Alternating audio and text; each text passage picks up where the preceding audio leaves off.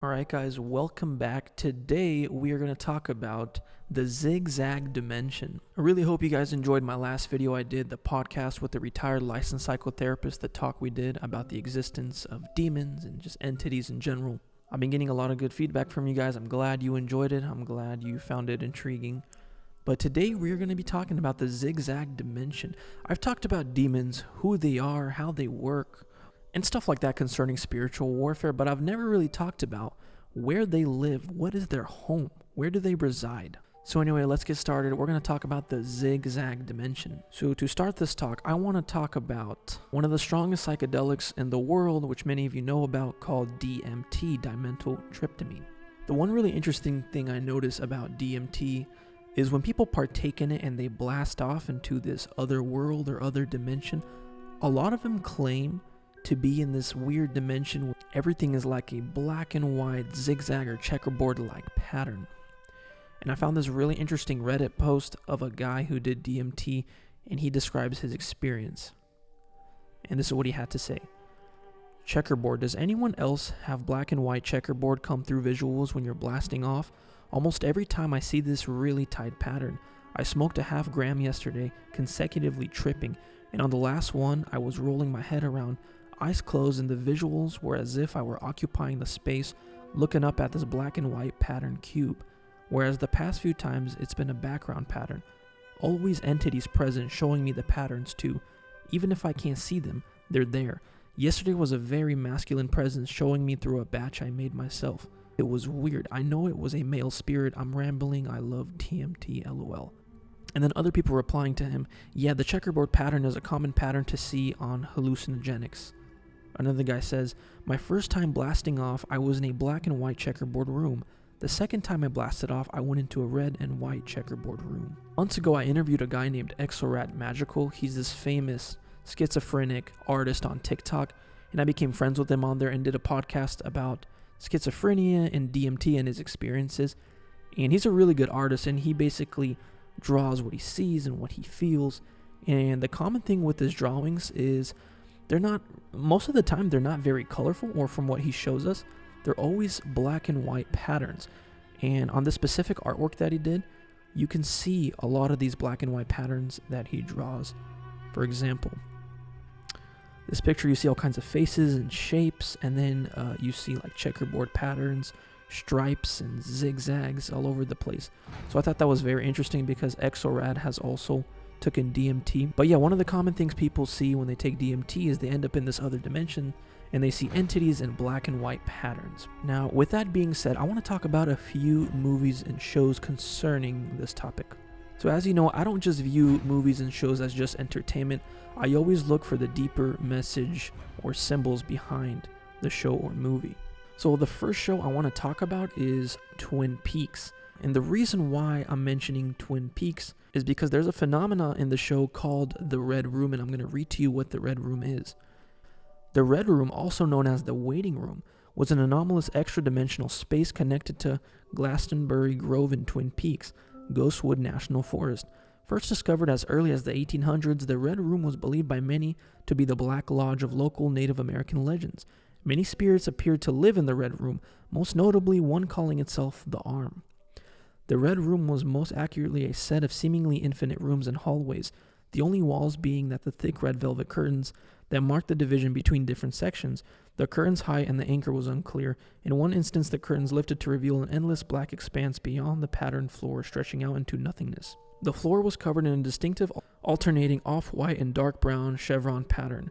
It was composed of hard material. So yeah, in the show, there's a place called the Red Room, where one of the main characters in the show meets a possessing spirit by the name of Bob in this black and white zigzag patterned room. And I thought it was an interesting connection to make between this and what people see on DMT, entities inside of a black and white checkerboard zigzag-like pattern. But it's interesting that people on DMT see this pattern in the DMT dimension that they see, and they see these entities as well.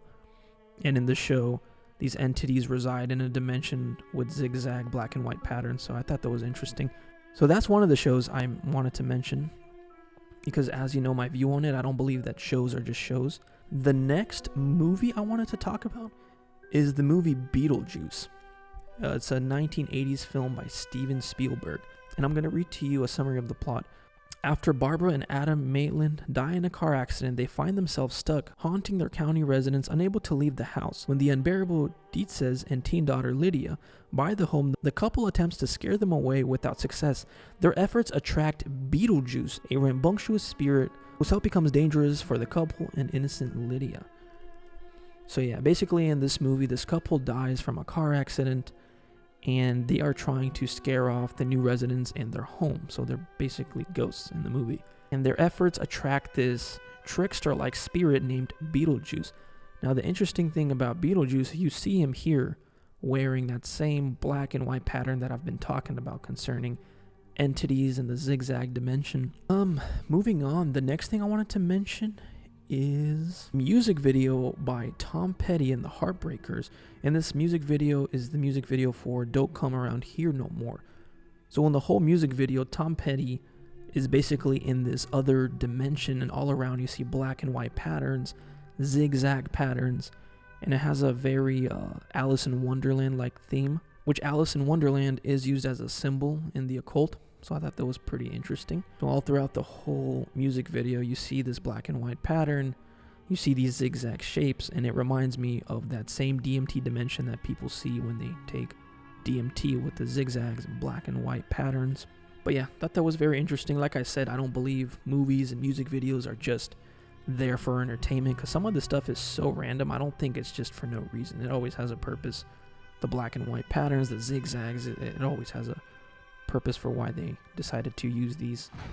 Why did they decide to use these symbols? But yeah. And the final movie I want to talk about is something I recently seen like 2 weeks ago, and it's called Vivarium. It's a 2019 thriller mystery, and I'm going to read to you the plot. Hoping to find the perfect place to live, a couple travels to a suburban neighborhood in which all the houses look identical.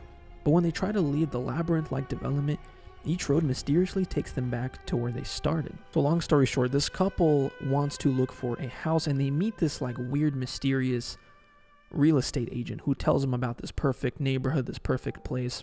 He tells them, hey, follow me, I'll take you to this neighborhood and I'll show you the houses. And the couple are convinced, and they start following this guy. And somehow they end up in this other dimension that they don't know how they got there. Also don't know how to get out, because as soon as they check out one of the houses, the real estate agent basically disappears.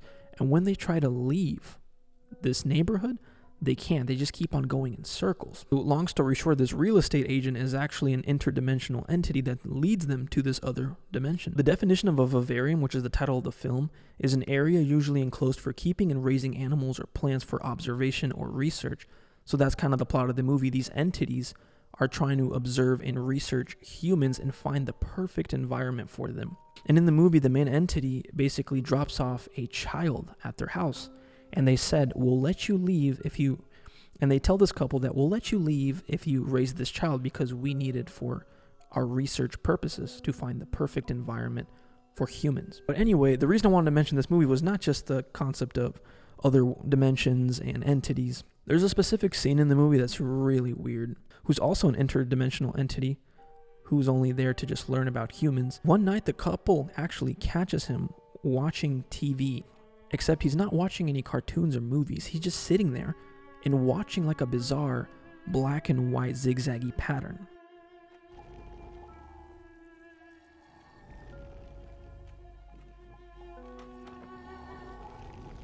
And the movie does not really explain this zigzag pattern. It just kind of implies that this is how this kid is communicating with the other entities. The movie never really directly explains why he does this. And as I'm sitting there watching the movie with my brother, I'm looking at these zigzag patterns. I'm like, why does this look so familiar? I've seen this before. And then I remembered. On televisions, there is a phenomenon called liquid crystal polarization. It's basically when somebody's on TV, like doing an interview or something, just on TV, and all of a sudden there is a black and white zigzaggy pattern that starts to manifest on them. And the explanation for this is it's just basically a glitch. But there are a lot of instances where, like for example, a news reporter would be talking and then all of a sudden you see this zigzaggy pattern manifest on their face.